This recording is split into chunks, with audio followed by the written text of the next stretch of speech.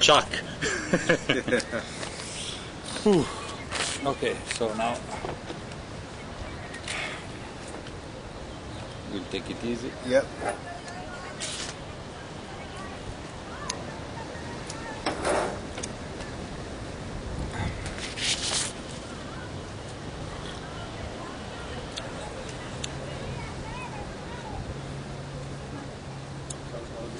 Max is doing the shadow for us.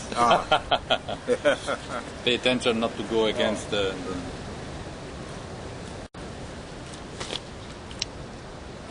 Okay, we are starting this interview essentially for broadcasting it on your website.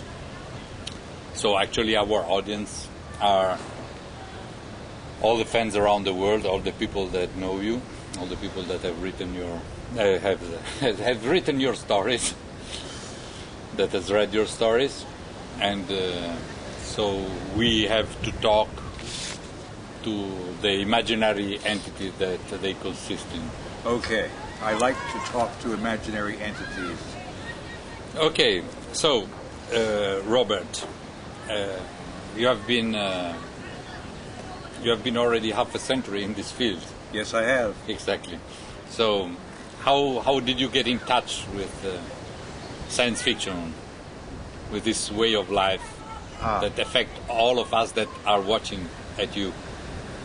Well, I started the way I think almost everybody starts. I wrote stories and mailed them to magazines. And then after a while I started to sell them. And that was my introduction to the field. Was it difficult in the beginning in a way? Well, I didn't find it too hard. No. I had a lot of stories. I did a lot of writing then. And I would have out 10 or 20 stories at a time. And eventually I sold all of them. Or just about all of them. Yes, this must have been very encouraging, I suppose, in the beginning. Because a lot of people face, endless series of rejection before they start to be, in a way, recognized by someone. It was very encouraging.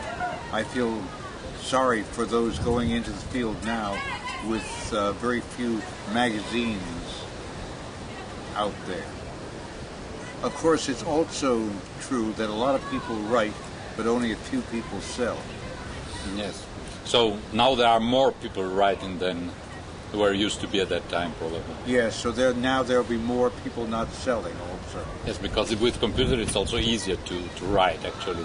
Yes, it is, yes. Now there are even people that may even not be able to type, but just by telling their story to the computer, they may have it written and then eventually submit it to some news magazine. Yes, if they learn the codes, they can speak their entire story, and the computer will type it up for them. Mm-hmm. Back to those years, what do you remember of the period where you were publishing in Galaxy? Yeah. I remember that I was having a very good time. I lived then in New York's West Village, and I had a small scooter, a Lambretta. I used to bring Horace Gold a story. I would slide it under his door.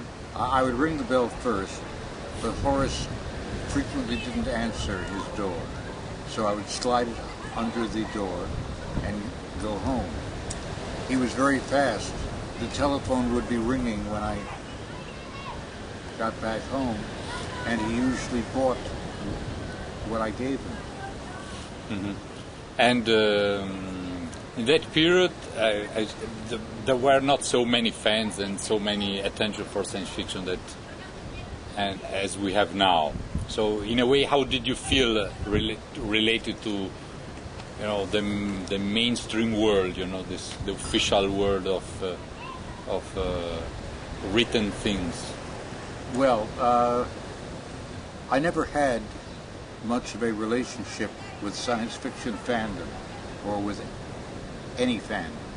I was not a fan. I was not a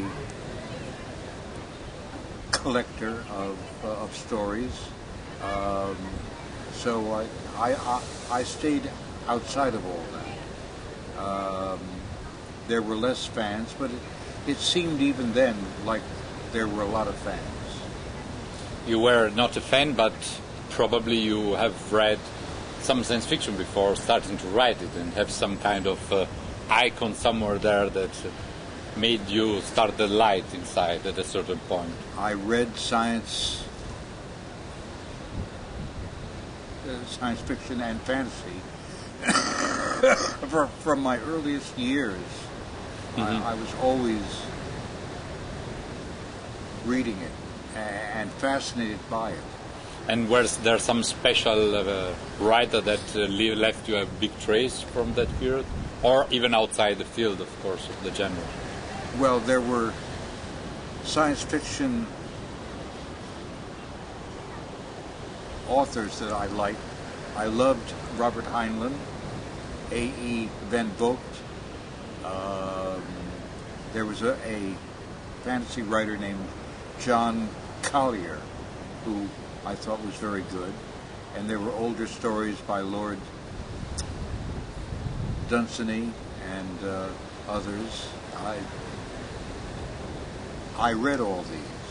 And apart from the science fiction genre, which other authors were very important for you in that period? This is so very hard to say. I remember reading a lot of Aldous Huxley, mm-hmm. Stephen Crane, James Branch Cable, mm-hmm. Hemingway, Faulkner. I read a lot of foreign authors too. I read Dumas and Victor Hugo, Hesse, and Thomas Mann. Mm-hmm. These were all people who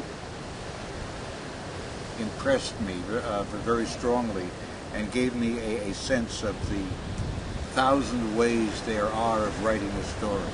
Mm-hmm. And later on, can you recognize